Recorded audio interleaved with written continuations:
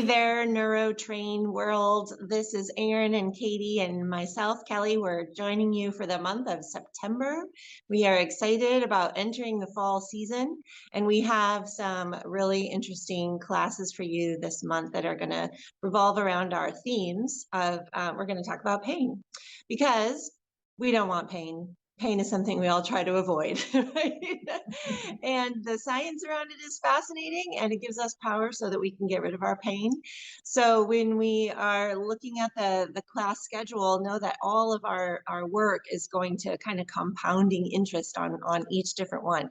We're going to start with this little video blurb right now, and it's just a very tip of the iceberg introduction into the rest of the stuff that we're going to cover. And it's fascinating. So let's take a look at why we get inputs from our environment. Our brain processes that information and it gives us an output, and why pain is an output. Erin, you want to have anything to say about that? Yeah, I think this is kind of like we talk about this a lot in our workshop, kind of the setup of the nervous system. So we receive inputs, as Kelly said, from our environment. We also receive them from our what's called our proprioceptive system, which is our 3D map of our body with our muscles and our fascia and ligaments and tendons. And then we have an inside our body monitor as well, that's in charge of our physiologic system, our organs, our vagus nerve, our vestibular system. And all these things are sending inputs to the brain about where we are in space, what's happening around us, and then our brain's trying to decide what does the information mean, and it compares it against other experiences you've had in your life, and then it's trying to decide what to do about that information based off of the information coming in and the brain's understanding of that information. So when we talk about, you'll hear us talk about sensory training all the time. We talk about how important the eyes are and the nose and the ears and the skin and fascia and can I feel sharp, dull, or warm, cool? All of that plays a role in how scary the information may or may not be coming into the brain. So if you're actually missing sharp, dull around an ankle that you sprained multiple times, that can affect your brain's perception of your foot and of where the ground is and which way is up, and all of that stuff can play a role in we say pain because it's pain science, but pain can also be replaced with migraines and dizziness and vertigo and fatigue and nausea and motion sickness and depression and multiple other things. Anxiety, yeah. But specifically, we're talking about pain this week because we've been treating pain like an input for 400 years, and it's not an input. We don't have pain receptors. There's not a pain center in the brain.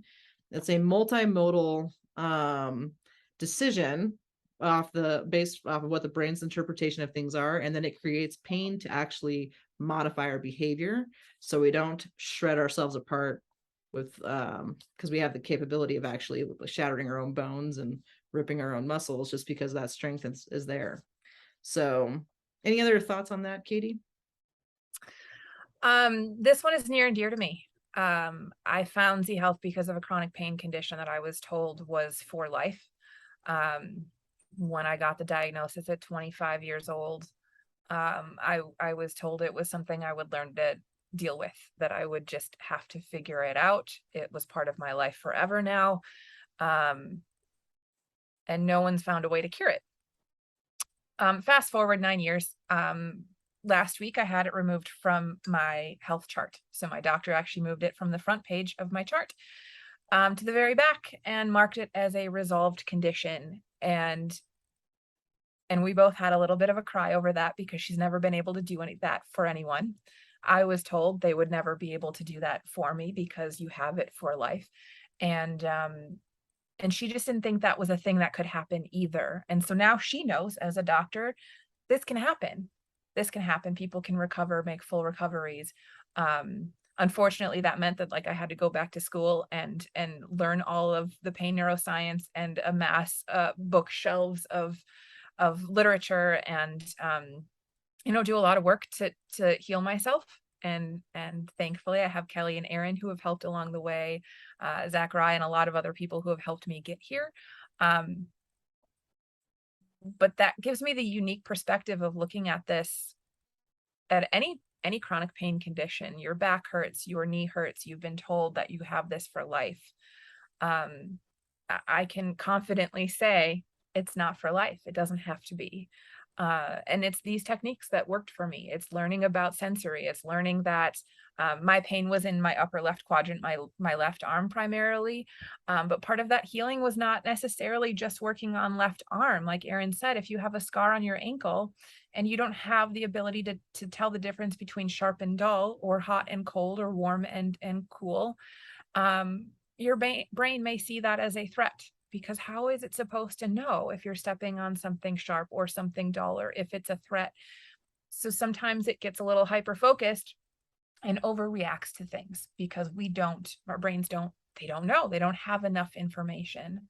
And so realizing, cleaning up that scar, getting things so that my brain knows the difference on that scar between 2 fingers touching it, or 1 finger touching it, or sharp or dull, whatever.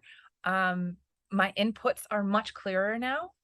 And now my outputs don't include a whole lot of pain. I don't have chronic pain anymore. The pain that I do have is often very easy to deal with, and I can get rid of it pretty quickly, and my body's just fine. I don't get injured very easily. But all that has come with increasing a lot of inputs and getting that whole system a little bit finer tuned.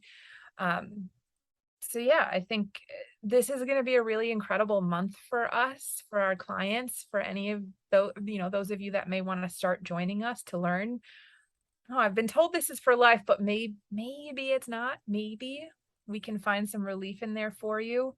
And that's always our goal, is to get people to lead the lives that they want to lead at any age, without pain. And I know that all three of us are like examples of that, because we've all experienced, certain level of pain. We, as e-health practitioners, we know like why that is and how to get ourselves out of it. And we've all been successful at doing that. And when I have someone come into my studio, most of the time they're in a lot of pain, and that's why they come. And I always love letting them know about the thing, that the study that fascinated me a lot in my Z Health training was a very, very large study that was done, thousands of participants, where they looked at MRI images of different body parts. Now they've done it with the spine, they've done it with hips, they've done it with knees, and then they correlate that to how much pain the person is experiencing. And we know that the image of what it looks like on the inside of your body does not equal the amount of pain that you're sensing. And that people with deterioration on the inside, what it looks like might be pretty shitty. Sorry. Okay. But in reality, maybe that person doesn't have actually any pain at all.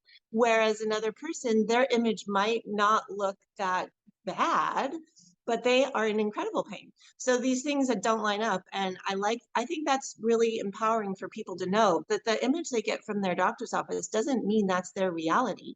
And we talk about why that is and what we can do about it. Awesome.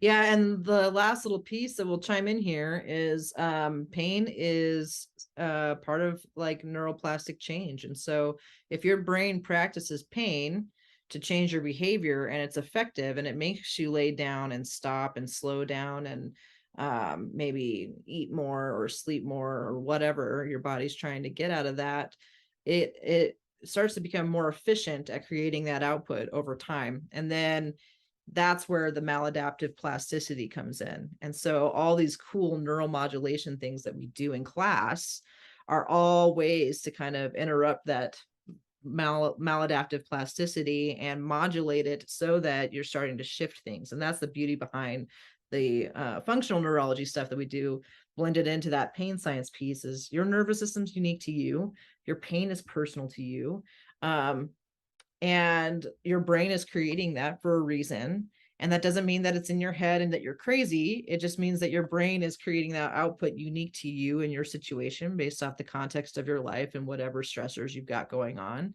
And then our job is to go, hey, let's identify some of these stressors. Let's actually see, maybe your eyes don't work well together. Let's maybe work on that today in class. Maybe we have a tattoo, which is a nice big scar. And maybe you've never taken the time to rehab sharp and dull and warm and cool on that side. So this is going to be a really cool opportunity for you to come to class and actually get a nice inventory of what senses are you missing out, and are there discrepancies from side to side. Nobody has a perfect nervous system all the time. It's dynamic.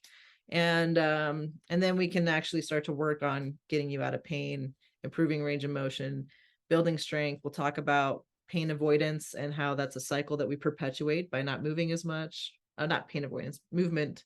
It is pain avoidance. It's also movement avoidance because things hurt and then we don't move as much. And then that perpetuates a cycle and things become deconditioned. And there's a whole entire loop there that happens. And so how do we break that cycle too?